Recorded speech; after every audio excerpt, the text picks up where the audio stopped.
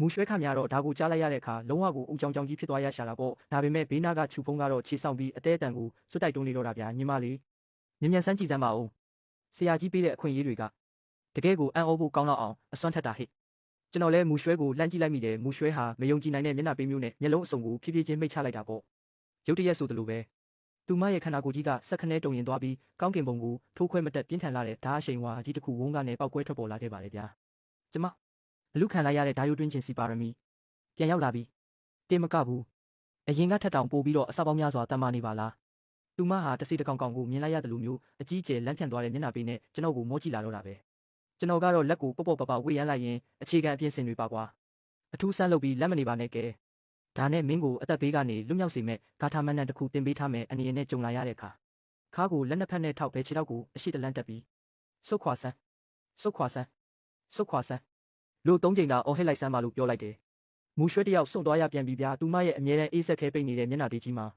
ရှာရှာပပအကြောင်းထွက်သွားတဲ့အထိဦးကြောင်ကြောင်ဖြစ်သွားရရှာတယ်ဒါပေမဲ့ခြူဖုံးကတော့လက်နှစ်ဖက်ကိုအားရပါရပုတ်တက်ရင်းစိတ်လှုပ်ရှားနေတာပေါ့ဆရာကြီးတပည့်တော်ညီမလေးနဲ့လက်ရည်စမ်းကြည့်ပြီးဒီစွမ်းရည်အစ်စ်ကိုစမ်းသက်ချင်ပါတယ်ဗျာကဲဒါဆိုရင်လဲတွားကြတာပေါ့ကျွန်တော်လဲလက်ကိုဝေယံပြီးသူတို့၃ယောက်လုံးကိုအိမ်နောက်ဖေးကကွင်းပြင်စီခေါ်ထုတ်လာခဲ့ပါတယ်လမ်းမှာတောက်ခတ်ထားတဲ့အခန်းရှိကနေဖြတ်သွားတဲ့အခါမူရွှဲဟာဓာတ်တစ်တာရှိတဲ့အခန်းစီကိုဆက်ဆူတဲ့မျက်လုံးတွေနဲ့တိတ်တဆိတ်လှမ်းကြည့်နေတာကိုကျွန်တော်သတိထားမိလိုက်တာပေါ့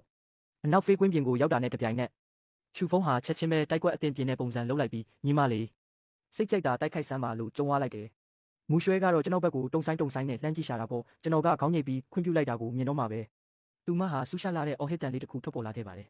အကိုလက်ပြစ်မှားမိရင်ခွင့်လွတ်ပါရှင်ဆိုတဲ့စကားပင်မဆုံးသေးခင်မှာပဲသူမရဲ့ခန္ဓာကိုယ်ကြီးကအရေးတစ်ခုလိုမှုံဝါးသွားပြီးခြူဖုံးစီကိုချက်ချင်းများတစ်စင်းလိုပြေးဝင်သွားတော့တာပဲသူမအနေနဲ့ဒီလိုဦးကြောင်ကြောင်နိုင်တဲ့အကိုလက်ကိုထိခိုက်ဒဏ်ရာရသွားမှစိုးရိမ်လို့မိမိရဲ့စွမ်းအားအပြည့်ကိုထုတ်မသုံးထားဘူးဆိုတာကျွန်တော်ကောင်းကောင်းရိပ်မိတာပေါ့ဒါပေမဲ့ဘသူကထင်ထားမှလဲဗျအရှိကခြူဖုံးဟာရုတ်တရက်ကြီးမြေကြီးပေါ်ဆောင်းကြောင်ထိုင်ချလိုက်ပြီးခေါင်းကိုလက်နှစ်ဖက်နဲ့အုပ်ကကျွန်တော်ကမှုတ်ကလေးတစ်ပွင့်ပါဗျလို့အော်ဟစ်ရင်တကိုယ်လုံးကိုအလုံးလိုက်ကြီးဖြစ်အောင်ကျုံပစ်လိုက်တာဗျကျွန်တော်လည်းမချိပြုံးပြုံးရင်းနဲ့ပဲနဖူးကိုလက်ဝါးနဲ့ရိုက်မိတော့တာပေါ့တောက်ငါရဲ့ဦးကြောင်ကြောင်တပဲကတော့ကွာငါတင်ပေးထားတဲ့စွမ်းရည်တွေကိုရှောက်ပြီးပြဿနာရှာတဲ့နေရာမှာပဲတုံးနေတော့တာပဲမူရွှဲရဲ့တိုက်စစ်အရှိန်ဟုန်ကတော့ရှော့မသွားပါဘူးဒါပေမဲ့သူမရဲ့ဓာတ်ဖျားကခြူဖုံးရဲ့အဝတ်စားတွေကိုထိခိုက်ခံပြီးဆဲဆဲပါတယ်ပြင်းထန်လာတဲ့ဓာတ်စွမ်းရည်တွေဟာထူးဆန်းလာတဲ့ပုံစံမျိုးနဲ့လမ်းကြောင်းလွဲသွားပြီးဘုံကနဲ့အတန်ကြီးနဲ့အတူမြေကြီးပေါ်မှာမီတာဝက်လောက်နဲ့တဲ့ကျင်းကြီးတစ်ကျင်းကိုသွားပြီးအရှိန်နဲ့ဆောက်ခွဲပစ်လိုက်ပါတော့တယ်အေယာမတွင်းကြီးနဲ့အတူလွင့်စင်လာတဲ့ကြောက်ခဲစုပ်တွေဟာ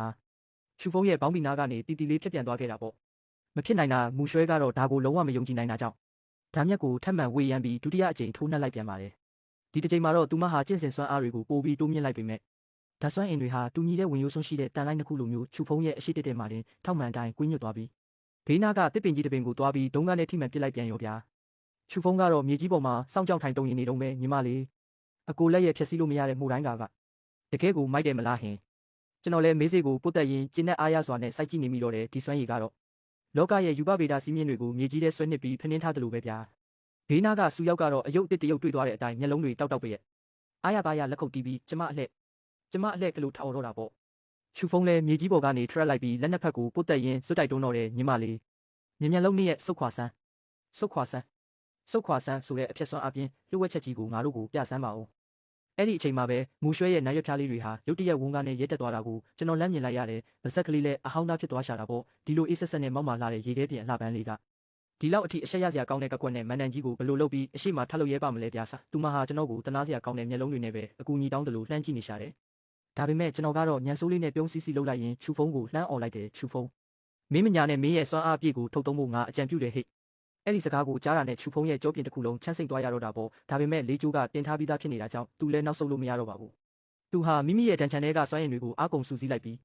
တကူလုံးမှာမိုးကြိုးလျက်စီးတွေတတိုင်းတိုင်းမြည်ဟိန်းလျက်ပြင်းထန်လာတဲ့မိုးကြိုးစွမ်းအားတွေနဲ့လက်သီးတစ်ဖက်ကိုမူရွှဲရဲ့မျက်နှာတက်တဲ့စီကိုအားကုန်လွှဲထိုးပစ်လိုက်ပါတော့တယ်ဗျာစုတ်ခွာဆန်းမူရွှဲတယောက်အကြက်တဲဆိုင်သွားတဲ့အစုံသူမဟာမျက်လုံးကိုတင်းတင်းပိတ်ခါကိုလက်နှစ်ဖက်နဲ့ထောက်ဘဲခြေထောက်ကိုအရှိတလန်းတက်ပြီးအားရပါရကြီးကိုအော်ဟစ်လိုက်ပါတော့တယ်သူမရဲ့မျက်နှာတစ်ခုလုံးကတော့တွေးချင်းနေပြီးတွေးတွေတောင်အိုင်ထွက်လာတော့မတက်ရဲတော့လို့ပေါ့ဒုံကျွန်တော်တို့အားလုံးရဲ့စွန့်အံ့ဩသွားတဲ့မျက်လုံးတွေရဲ့အရှိမာတယ်ခြူဖုံးတယောက်ဟာအရှိန်ဟုန်ပြင်းပြင်းနဲ့မောင်းနေလာတဲ့ဝိညာဉ်စွမ်းရင်သုံးကြီးစံရထားကြီးတစ်စင်းနဲ့တက်တက်ကြီးအပုံးခံလိုက်ရတယ်လို့မျိုးဝုန်းကနဲ့လေထဲကိုမြောက်တက်ပြီးအဝေးကြီးကိုလွန့်ထွက်သွားပါတော့တယ်ဗျာသူလွန့်ထွက်သွားတဲ့အရှိန်ကတိုက်ခိုက်ခံရစင်တော့ကထက်ဆဲဆလောက်တောင်ပိုးပြီးမြန်ဆန်တွေကလေထဲမှာပြည့်စုံတဲ့ပါရာဘိုလာမြင်းကွေးပုံစံကြီးတစ်ခုဆွဲလိုက်ပြီးမြို့ရဲ့နယ်နိမိတ်အပြင်ဘက်စီကိုတက်တက်ကြီးပြန်ထွက်သွားပါတော့တယ်ဗျာနောက်ဆုံးတော့သူ့ရဲ့အရေးတောင်မကြံတော့ပဲပျောက်ကွယ်သွားခဲ့ပြီး ခြံဝင်းတစ်ခုလုံးဟာလည်းလေတိုက်ခိုက်တန်ကလွယ်လို့ချက်ချင်းပဲစိတ်ငြိမ်သွားခဲ့ရတော့တာပေါ့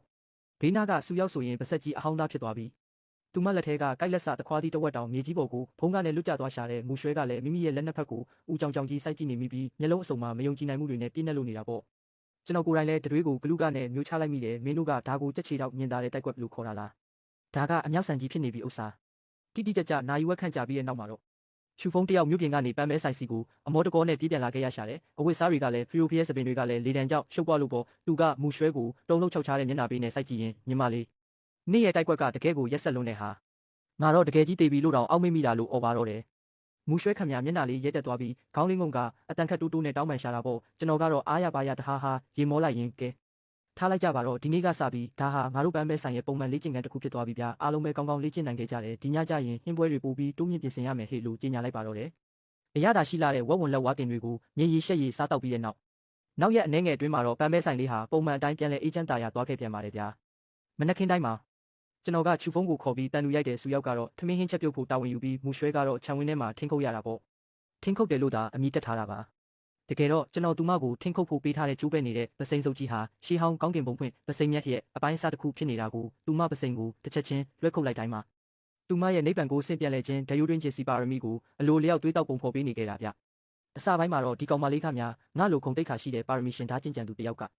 နေ့တိုင်းထင်းခုတ်သမားလုပ်နေရတယ်ဆိုပြီးစိတ်ထဲမှာအားငယ်ဝမ်းနေနေမိတာပေါ့ဒါပေမဲ့မိမိရဲ့ခန္ဓာကိုယ်ထဲကကျင့်စဉ်စွမ်းအားတွေဟာအရင်ကထက်အစပေါင်းများစွာပိုမိုစင်ကြယ်လာတာကိုသတိပြုမိပြီးမိမိရဲ့ဓာယုတွင်းချင်စီကနေရွှေရောင်လင်းတန်းလေးတွေစိတ်ထွက်လာတာကိုမြင်လိုက်ရတဲ့အချိန်မှာတော့သူမဟာဘသူထက်မဆိုပိုပြီးစိတ်အားထက်သန်စွာနဲ့ထင်းတွေကိုတရားစက်ကုန်းခုတ်တော့တာပဲဗျာညဘက်ကြီးတောင်အိတ်မပျော်ပဲခြံထဲကထင်းတုံးတွေကိုတွားချထိုးတယ်တွေဖြစ်သွားတဲ့အထိကိုမနာနဲ့ခုတ်ဖြစ်တော့တာပေါ့အဲ့ဒီနေ့မွန်းတဲ့ချိန်မှာတော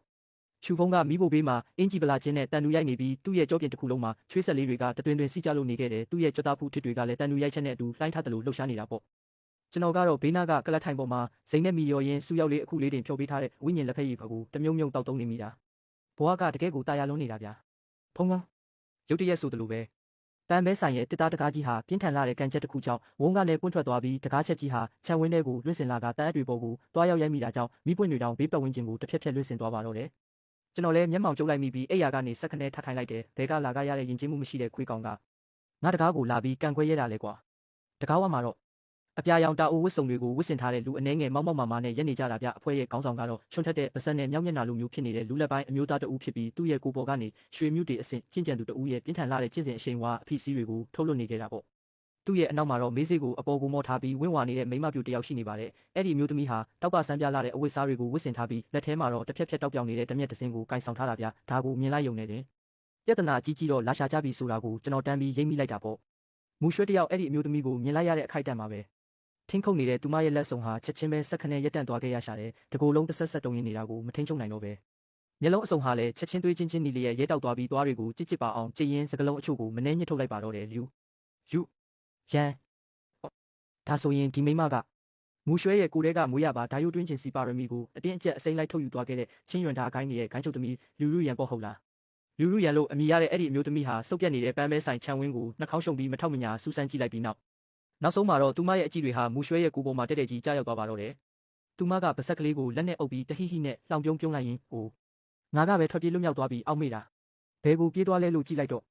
ဒီလိုမျိုးညှော်နှံစော်နေတဲ့ပန်းမဲဆိုင်စုပ်ထဲမှာအောက်ခြေသိမ်းအစီခံလုပ်ပြီးပုံနေရတာကိုလို့စော်ကားမော်ကားပြောတော့တာပဲဗျာသူမရဲ့စိတ်ထဲမှာတော့